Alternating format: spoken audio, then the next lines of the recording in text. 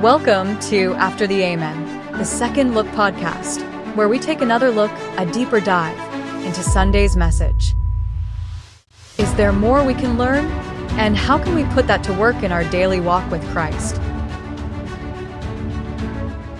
All right, so I came across this really cool analogy in a sermon, and I just had to share it. It takes something we all use, and let's be real, something we all argue with, our GPS, and uses it to explain spiritual guidance. It's pretty fascinating.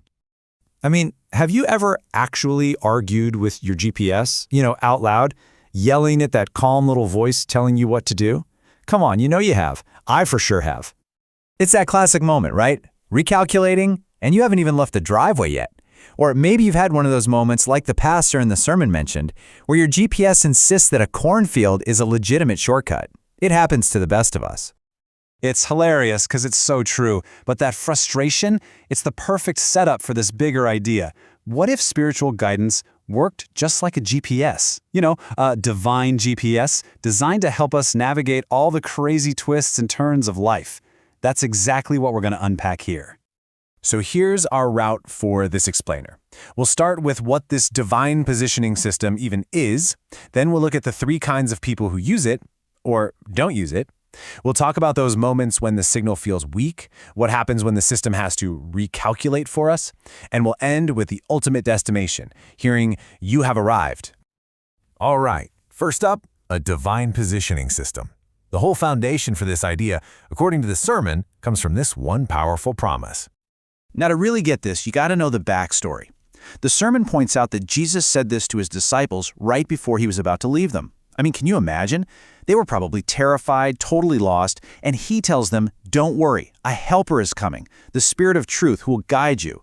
That promise, that's basically the core programming, the software for this whole divine GPS concept. Okay, so if this guidance system exists, how do people actually, use it? This brings us to what I think is the most interesting part of the analogy, the three types of users. This is where it gets really relatable.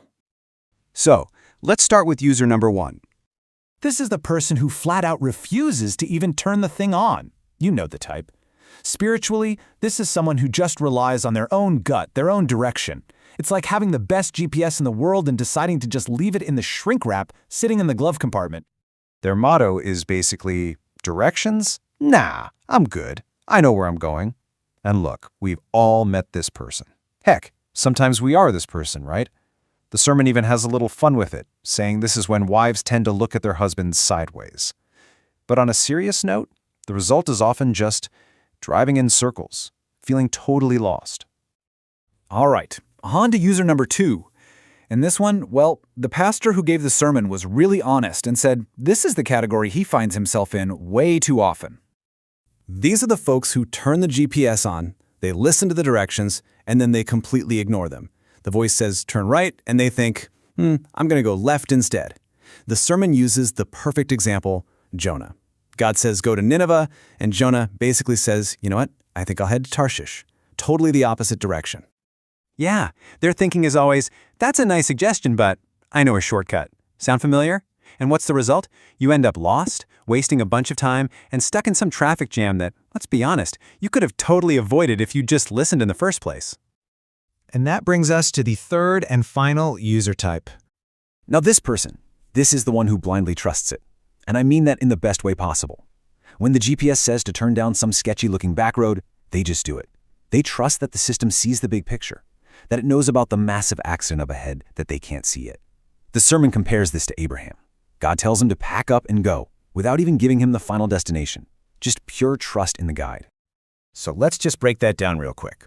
You've got the refuser, whose whole vibe is, I know the way. They just ignore the instructions.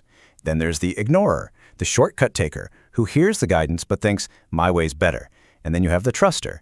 They just follow the turn-by-turn directions, even when the path looks a little weird or difficult. But what about those times when it feels like you've lost connection? That's our next section, when the signal is weak. You know that feeling, right? That spiritual buffering where it feels like you're in a total dead zone and your prayers just aren't getting through. Well, the reassurance from the sermon is huge. It says that just because you feel like you have no bars, it doesn't mean the system is offline. The divine GPS hasn't lost you. It still knows exactly where you are, even when you feel like you're in the middle of nowhere. Okay, so that's what happens when the signal is weak. But what happens when you mess up? When you take a wrong turn on purpose? Well, that leads us to maybe the best feature of any GPS, the recalculating function. And this is where the sermon points to a verse from the book of James. The main idea here is that God doesn't get angry like we do with our GPS. There's no scolding, no "I told you so." Instead, when you ask for wisdom after getting lost, he gives it generously. He just recalculates. He finds a new way to get you back on track, no questions asked, no judgment. And all this guidance, all this recalculating, it's all pointing somewhere, which brings us to our final destination. You have arrived. So where is this divine GPS actually trying to take us? The sermon suggests this verse in Romans really explains the why behind the whole system.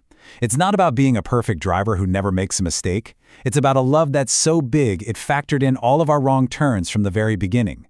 It knows we're going to mess up, and it still provides a way home. And so that familiar robotic voice saying, "You have arrived," it gets transformed into something so much more powerful. It becomes this ultimate welcome home.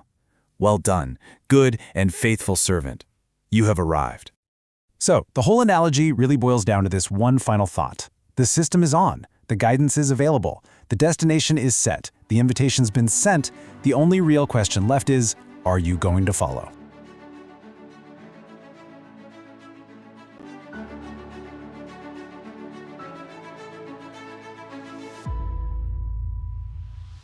To listen to this podcast or to the actual sermon referenced, please find us on YouTube at New Hope Baptist Church WB. And be sure to hit that subscribe button. New Hope Baptist Church. Know, show, grow, and go.